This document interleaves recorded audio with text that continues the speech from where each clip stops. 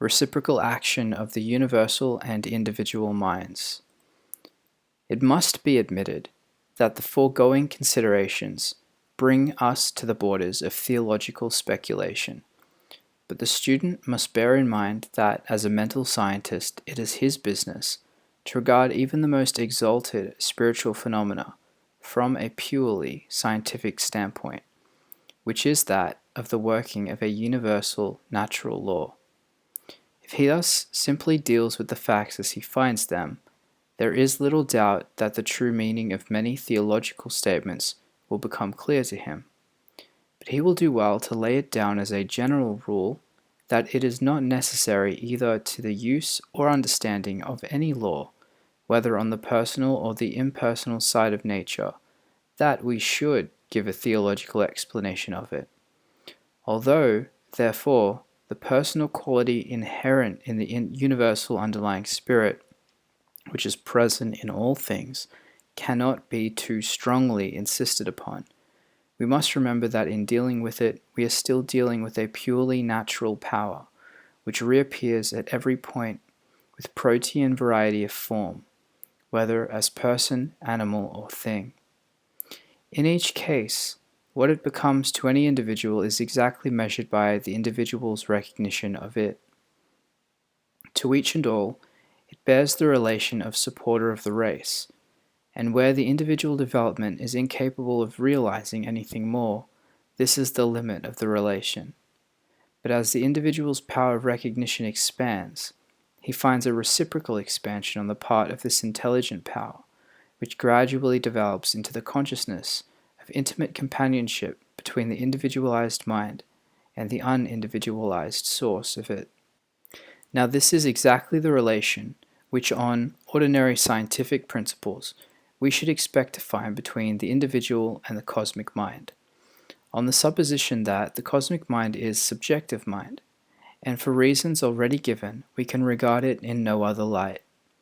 As subjective mind, it must reproduce exactly the conception of itself which the objective mind of the individual, acting through his own subjective mind, impresses upon it. And at the same time, as creative mind, it builds up external facts in correspondence with this conception.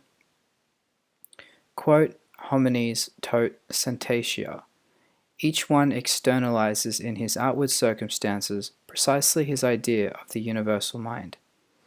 And the man who realizes that by the natural law of mind he can bring the universal mind into perfectly reciprocal action with his own, will on the one hand make it a source of infinite instruction, and on the other a source of infinite power. He will thus wisely alternate the personal and impersonal aspects respectively between his individual mind and the universal mind. When he is seeking for guidance or strength, he will regard his own mind as the impersonal element which is to receive personality from the superior wisdom and force of the greater mind. And when, on the other hand, he is to give out the stores thus accumulated, he must reverse the position and consider his own mind as the personal element and the universal mind as the impersonal, which he can therefore direct with certainty by impressing his own personal desire upon it.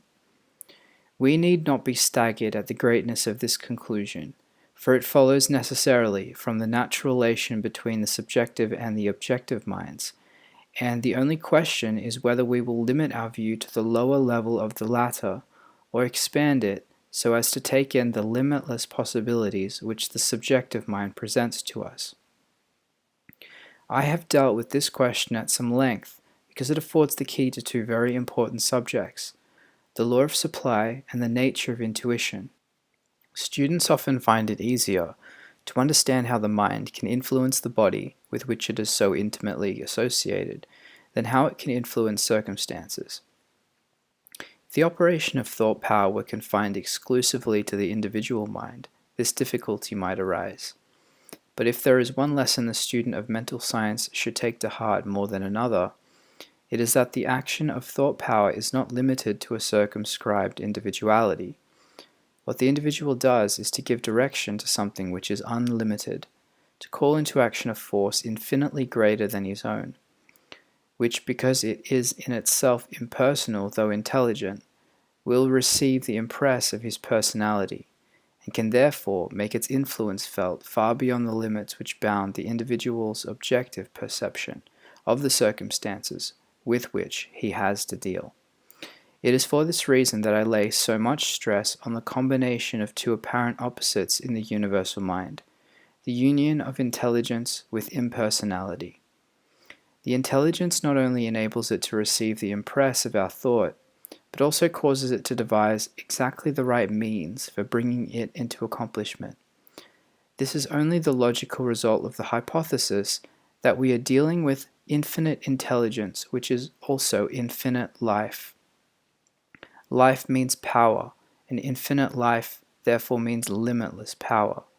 And limitless power moved by limitless intelligence cannot be conceived of as ever stopping short of the accomplishment of its object.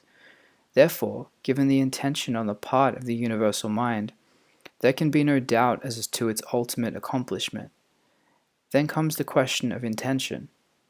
How do we know what the intention of the universal mind may be? Here comes in the element of impersonality. It has no intention because it is impersonal. As I have already said, the universal mind works by a law of averages for the advancement of the race, and is in no way concerned with the particular wishes of the individual. If his wishes are in line with the forward movement of the everlasting principle, there is nowhere in nature any power to restrict him in their fulfillment. If they are opposed to the general forward movement, then they will bring him into collision with it, and it will crush him.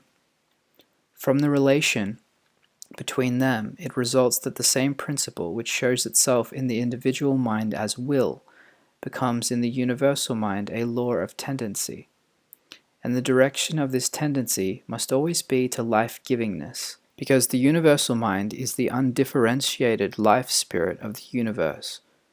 Therefore, in every case, the test is whether our particular intention is in this same lifeward direction. And if it is, then we may be absolutely certain that there is no intention on the part of the universal mind to thwart the intention of our own individual mind. We are dealing with a purely impersonal force, and it will no more oppose us by specific plans of its own than will steam or electricity.